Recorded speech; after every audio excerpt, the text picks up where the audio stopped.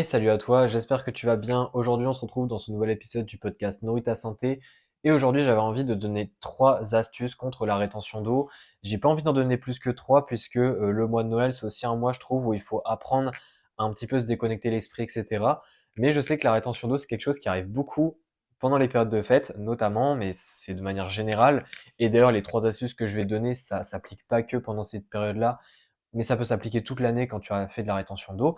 Mais voilà, vu que c'est un mois où il faut pas trop se prendre la tête, je vais pas donner 5, 10 conseils, je vais rester à 3 et il faut savoir que ces 3 conseils-là, ce sont généralement ceux qui suffisent à eux seuls dans 90% des cas. Je dis ça, bon, j'ai pas un pourcentage exact en tête, hein, mais je pense que c'est facilement ça.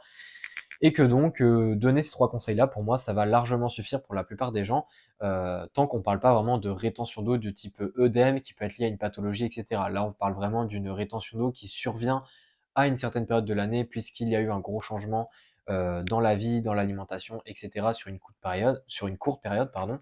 Donc voilà, on va pas s'attarder plus, je vais y arriver. Première astuce que j'avais à te donner, c'est tout simplement boire plus d'eau. Alors celle-là est totalement contradictoire, mais c'est pourtant réel. C'est que la rétention d'eau, qu'est-ce que c'est? Comme ça, si je t'explique ce que c'est, tu vas vite comprendre les autres astuces. La rétention d'eau, c'est tout simplement quand tu consommes beaucoup de sel et quand tu consommes moins d'eau ou alors pas assez d'eau par rapport au sel que tu consommes, et que donc le sel, vu qu'il a une action on va être, de je retiens l'eau dans le corps, eh bien le fait qu'il y ait plus de sel et que le sel soit plus concentré dans le sang de manière générale, mais dans le corps, eh bien ça va faire qu'il va plus retenir l'eau, et donc l'eau va moins être excrétée du corps, c'est-à-dire moins sortir du corps, et donc tu vas retenir plus d'eau dans le corps, tout simplement. Donc c'est tout simplement ça la rétention d'eau. Et c'est pour ça que 2-3 kilos peuvent survenir en une seule nuit. C'est tout simplement lié à cette rétention d'eau qui peut parfois venir très rapidement. Donc première astuce, c'est de boire plus d'eau. Pourquoi? Bah parce que si tu bois plus d'eau et que derrière, on va dire, ta quantité de sel reste la même, eh bien tu vas davantage diluer le sel et donc ça veut dire que tu vas beaucoup plus excréter l'eau ou du moins de manière plus facile. Donc ça, c'est la première astuce. Au niveau des quantités, j'ai pas vraiment de données, ça dépend de ce que tu bois actuellement. Déjà, essayer d'atteindre les 1,5 litres, ça devrait être pour la majorité de la population. Donc si tu es en dessous, fais en sorte de boire plus, mais pas que jusqu'à ce que la rétention d'eau soit partie, mais aussi par la suite, puisque essayer d'être à 1,5 litres par jour, c'est pour moi très important pour la plupart des gens pour être en bonne santé. Et puis après, sinon, il n'y a pas vraiment de quantité, hein. Si tu es sportif, c'est peut-être 3 litres. Voilà, ça dépend. Donc ça, c'est la première astuce. Deuxième astuce, c'est de tout simplement faire de l'activité physique. Faire de l'activité physique, pourquoi? Bah parce que faire de l'activité physique, ça va augmenter, enfin ça va activer euh, ton système sanguin, ça va permettre de mieux oxygéner le corps, etc. Ça va le mettre en route en quelque sorte.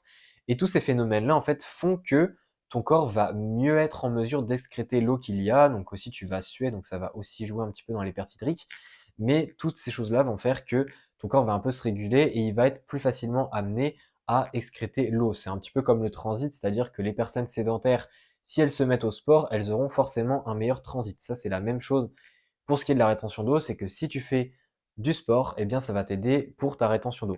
Donc ça, c'est la deuxième chose. Au niveau des activités physiques à faire, il n'y en a pas de meilleure.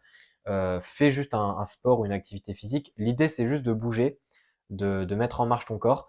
Ça peut aussi bien être un sport assez intense que juste de la marche.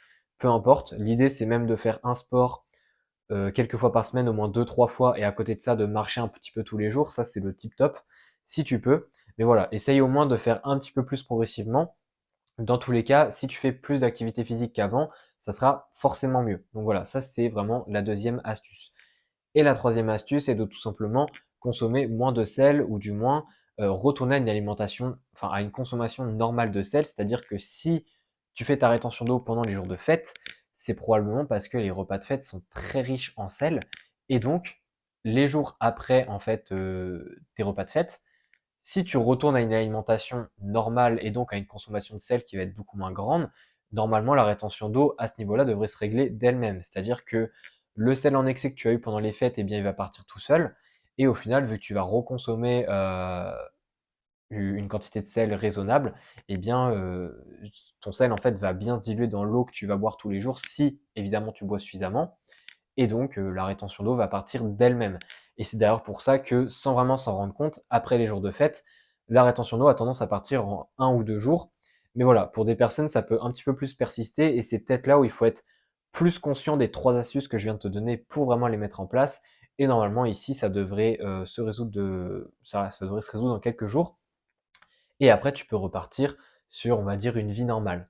Donc voilà un petit peu pour cet épisode assez court, mais j'ai envie de ne pas trop faire long en fait pour rien. Évidemment, il y a d'autres astuces possibles, mais là, c'est vraiment le principal, c'est l'activité physique, l'hydratation et la quantité de sel consommée. Si tu mets ça en place, normalement, il n'y a pas besoin d'aller plus loin. Voilà, donc si en tout cas tu as des questions, n'hésite pas à m'envoyer un message.